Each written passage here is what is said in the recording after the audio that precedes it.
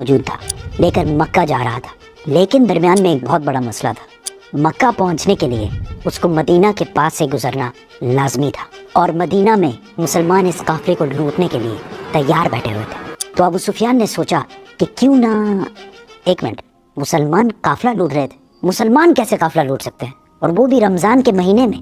اصل میں بدر کی جنگ سے 1 سال پہلے جب مسلمان مکہ سے ہجرت کر کے مدینہ گئے تھے تو وہ اپنے ساتھ کچھ بھی لے کر نہیں گئے تھے سوائے ان کپڑوں کے جو انہوں نے پہنے ہوئے تھے۔ مکہ والوں نے ان کو غصہ دلانے کے لیے ان کی ساری چیزیں، زمینیں، گھر سب بیچ دیے تھے،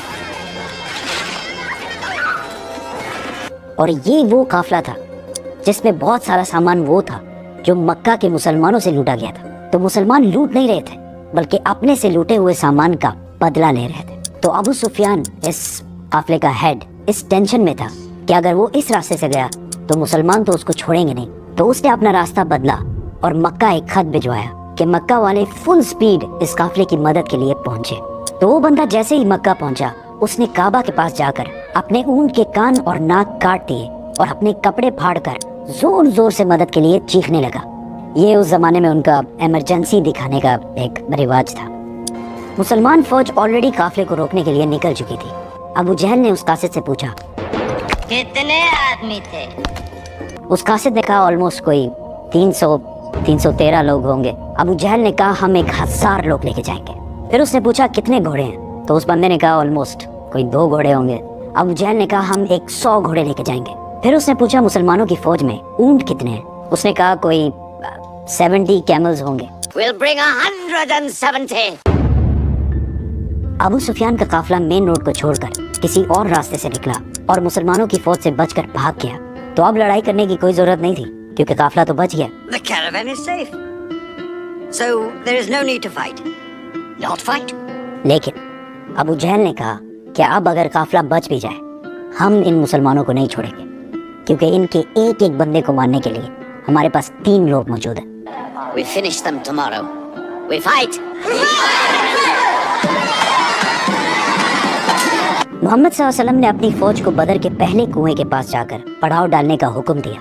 تو ایک صحابی نے آ کر پوچھا یا رسول اللہ، یہ جگہ آپ نے اللہ کے کہنے پہ چوز کی ہے یا مشورے سے؟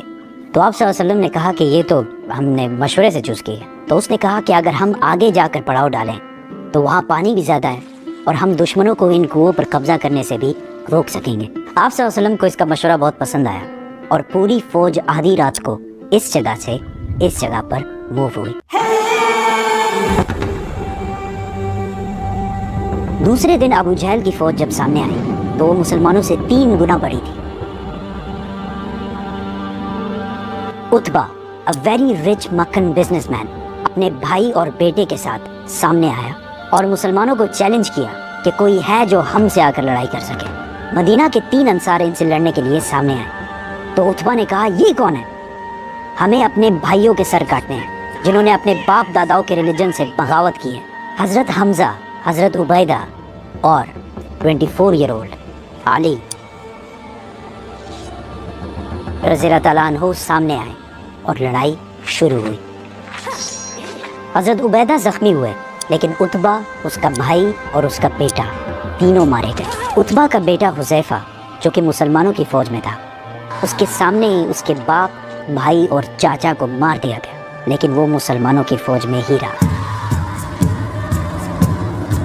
مسلمانوں کو پتا تھا کہ دشمن کے مقابلے میں ان کی فوج بہت چھوٹی ہے، تو انہوں نے ڈیفینسو اسٹریٹجی اختیار کی کہ یار ہم تو اپنی جگہ سے نہیں رہیں گے، تم لوگ آ کے حملہ کرو۔ اسی کے ساتھ ابو جہل نے فل فلیج حملے کا حکم دیا کیونکہ اس کا خیال تھا کہ 2 منٹ کا کام ہے، بس ختم کر کے نکلتے ہیں یہاں سے، لیکن ایسا نہیں ہوا۔ آہستہ آہستہ ہر ایک مسلمان کے بدلے 5 کافر مرنے لگے۔ کافروں کی فوج پیچھے ہٹی اور ٹینشن میں پڑ گئی کہ یار یہ ہم ان سے 3 گنا زیادہ ہیں اور ہم ان کو ان کی جگہ سے بھی نہیں لا پا رہے۔ مین وائل مسلمانوں نے اپنی صفوں کو بدلا اور فریش لوگوں کو سامنے لا کر کھڑا کر دیا۔ ابو جہل نے دوبارہ فل فلیج حملے کا حکم دیا، لیکن پھر وہی ہوا اور کافر فوج پیچھے ہٹنے لگی، لیکن اس بار مسلمانوں نے ان پر حملہ کر دیا اور کافروں کی فوج بدر کو چھوڑ کر ہر طرف بھاگنے لگی۔ ابو جہل مارا گیا۔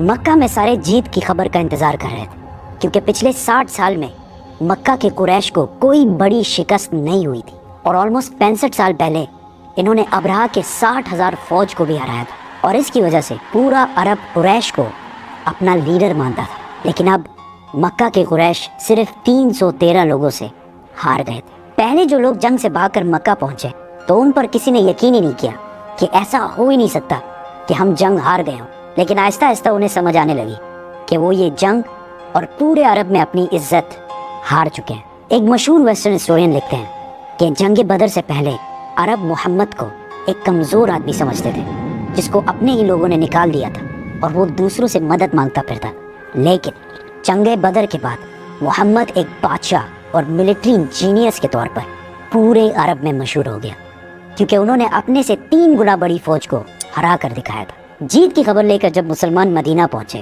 تو ہر طرف خوشی اور سیلیبریشن چل رہی تھی، لیکن جیسے ہی رسول اللہ صلی اللہ علیہ وسلم اپنے گھر میں داخل ہوئے تو ان کو پتہ چلا کہ ان کی بہت ہی پیاری بیٹی رقیہ، جس سے وہ بہت پیار کرتے ہیں، کچھ ہی دن پہلے فوت ہو چکی ہے۔ اس بات سے رسول اللہ صلی اللہ علیہ وسلم کو بہت دکھ ہوا، لیکن مسلمانوں کی خوشی اور سیلیبریشنز جاری رکھنے کے لیے انہوں نے اپنے غم کا ذکر کسی سے بھی نہیں کیا، اور یہ سیلیبریشن زیادہ دیر چل بھی نہیں سکتی تھی، کیونکہ اس بار ابو سفیان نے پورے عرب سے 3000 کی فوج جمع کر کے مسلمانوں سے بدلہ لینے کی تیاری شروع کر دی تھی۔ They are gathering. Every young man with a sword is on his way to Mecca.